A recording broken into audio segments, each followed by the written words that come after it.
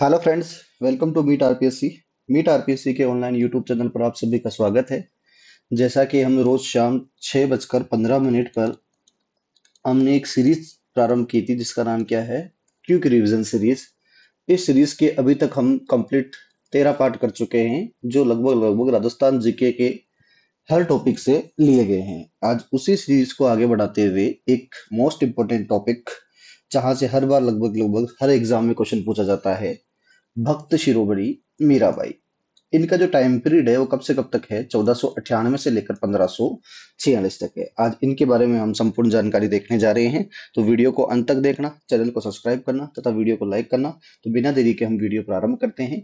मीराबाई, इनका जो जन्म हुआ है बेटा, वो हुआ है कुड़की में। कहाँ पर हुआ था? कुड़की गांव। यह पहले पाली माता था, वर्तमान में कहाँ पर है? ब्यावर में। कब हुआ? 1498 में। तो सिंपल सा ध्यान रखना है, मोस्ट इंपोर्टेंट हो गया है, क्योंकि राजस्थान में अभी नए 19 जिले बने हैं। तो पहले कुड़की किस में आता था? पाली में। तो वर्तमान में किस में आ रहा है? ये ब्यावर जिले में आ रहा है। कब? 1498 में इनका जन्म हुआ। इनके जो पिता का नाम था, तो इनके पिता का नाम था रतन सिंह राठौड़। ये बाजोली के जागीरदार थे। कहाँ के जागीरदार थे? बाजोली के जागीरदार थे। पिता का नाम क्या था बेटा? रतन सिंह राठौड़। माता का नाम था वीर कुंवरी। क्या नाम था बेटा? माता का नाम वीर कुंवरी। एक बार और देखते हैं हम कि इनका जन्म कुड़की गांव ब्यावर में 1498 में हुआ। इनके पिता का नाम रतन सिंह राठौड़ था और तथा इनकी माता का नाम क्या था? वीर कुंवरी था। इनके जो दादा थे वो थे राव दूधा जी, मेड़ता के शासक थे। और लालन पालन भी इनका मीराबाई का किन्होंने किया था? लालन पालन भी किसने किया था? राव दूधा जी के द्वारा मेड़ता में इनका लालन पालन किया गया। आगे चलते हैं हम। इनका उपनाम, तो मीराबाई को राजस्थान की क्या कहा जाता है? राधा कहा जाता है।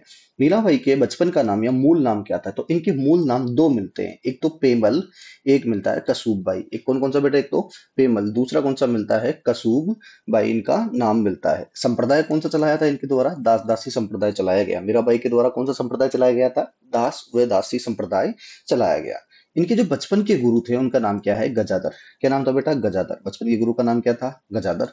संप्रदाय दास दासी संप्रदाय। अपने बचपन का नाम इनके कितने दो मिलते हैं हमारे को, या मूल नाम कितने मिलते हैं? दो। एक तो क्या नाम बेटा? पेमल, दूसरा कौन सा है? कसूब बाई। उपनाम क्या मिलता है इनका? राजस्थान की राधा। जो इनके आध्यात्मिक गुरु बने वो बने संत रैदास जी। क्या नाम बेटा? संत रैदास जी, जो इनके क्या थे? आध्यात्मिक गुरु थे। द्वारिका में इनके गुरु कौन थे? तो रूप गोस्वामी द्वारिका में इनके गुरु थे। तो तीन गुरु हैं इनके। पहला कौन सा बेटा? बचपन के गुरु, वो तो कौन थे? गजाधर। दूसरा आध्यात्मिक गुरु, वो कौन थे? संत रैदास जी। फिर तीसरा द्वारिका में गुरु कौन थे? तो रूप गोस्वामी इनके द्वारिका में गुरु थे। आगे चलते हैं हम। जैसा कि हमने देखा था भाई, इनका लालन पालन मेड़ता में इनके दादाजी राव दूधा के द्वारा किया जाता है। तो मीराबाई का कई बार ये भी डायरेक्ट क्वेश्चन पूछा जाता है कि भाई मीराबाई का लालन पालन कहाँ हुआ था? तो मेड़ता में। अब बात आती है भाई मीराबाई का विवाह। तो मीराबाई का विवाह 1516 में मेवाड़ के राणा सांगा के पुत्र भोजराज से हुआ था। तो सिंपल सा है, ध्यान रखना आपको कि 1516 में मेवाड़ के शासक राणा सांगा के बेटे भोजराज के साथ किनका विवाह हुआ था? तो मीराबाई का विवाह कब हुआ बेटा? 1516 में हुआ।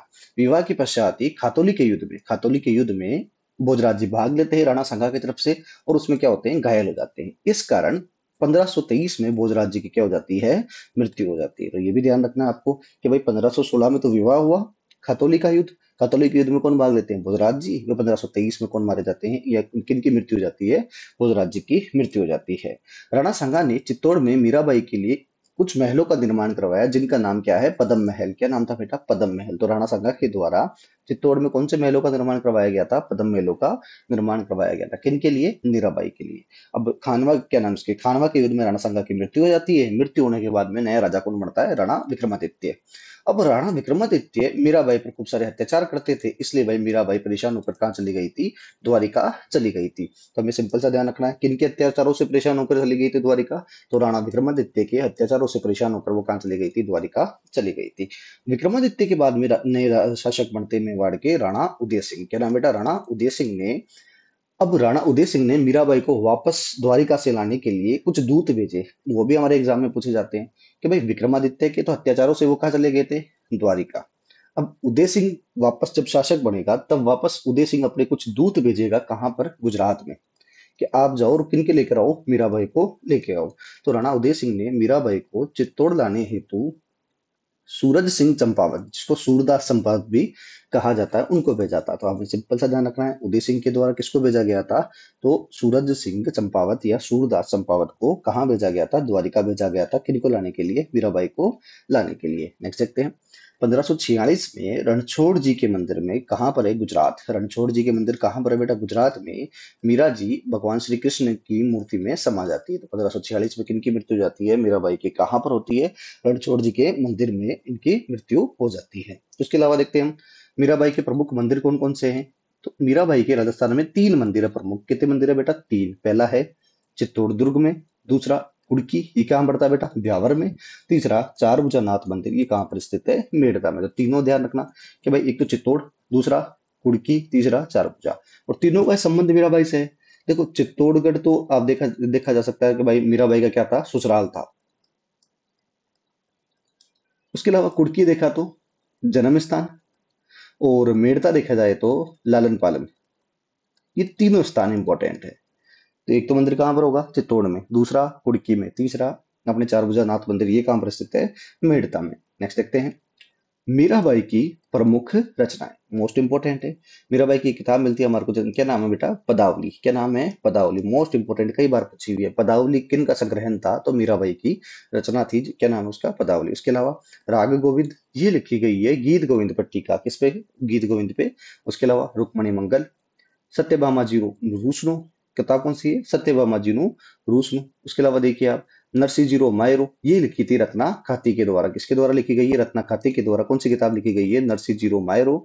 वे राग सोराठ रा पद, किताब कौन सी है? राग सोराठ रा पद। टोटल कितनी किताबें हैं? 6, जिसमें पदावली ध्यान रखना है आपको, सत्यभामा रूसनो और नरसिंह जीरो मायरो, ये तीनों बार बार पूछी जाती है। कौन कौन सी? एक तो बेटा पदावली, उसके अलावा सत्यभामा जी रूसनो, नरसिंह जी मायरो, ये लिखी थी किसने? रत्ना खाती ने। लेकिन इसमें जानकारी किसकी मिलती है? मीराबाई की मिलती है। उसके अलावा देखिए आप, 1 अक्टूबर 1952, 1 अक्टूबर 1952 को मीराबाई पर भारतीय डाक विभाग के द्वारा 2 रुपए का डाक टिकट जारी किया गया। यह राजस्थान की प्रथम ऐतिहासिक महिला थी जिस पर डाक टिकट जारी हुआ है।